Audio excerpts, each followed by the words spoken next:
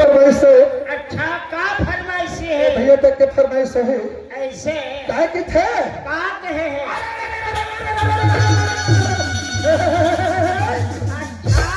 अरे बात बात कहे संगीत और बात कहाँ से आए हैं अब इलाके घाटी रास्ते लौंडे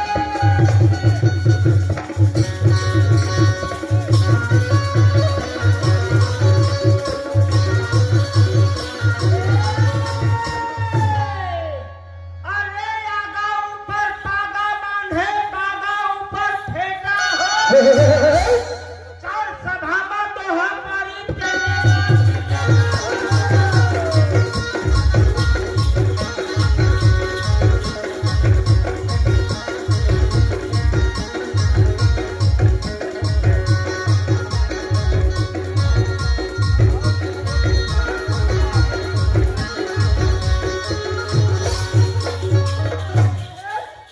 अरे राम नगरी है राम के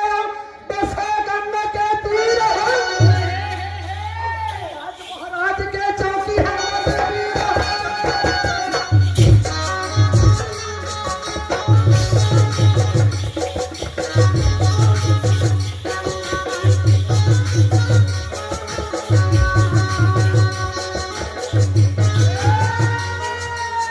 अरे तेनु सार के लाठी बाबू ऊपर लगे है हूँ कहो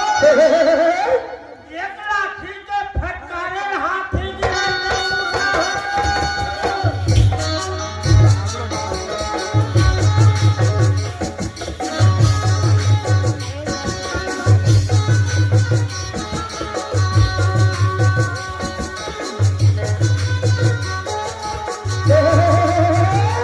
आप है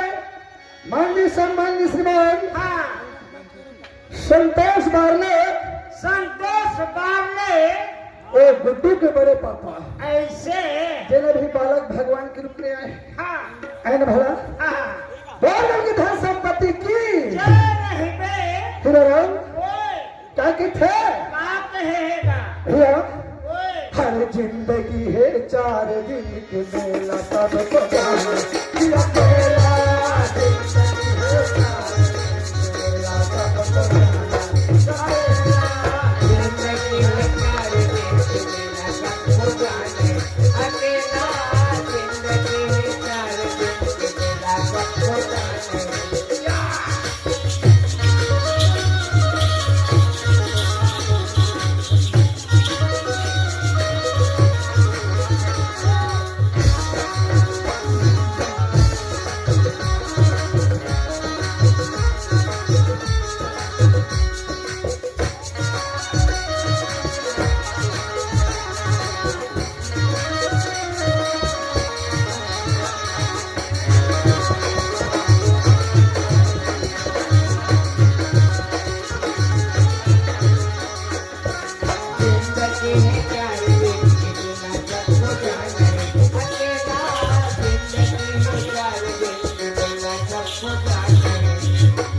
आप है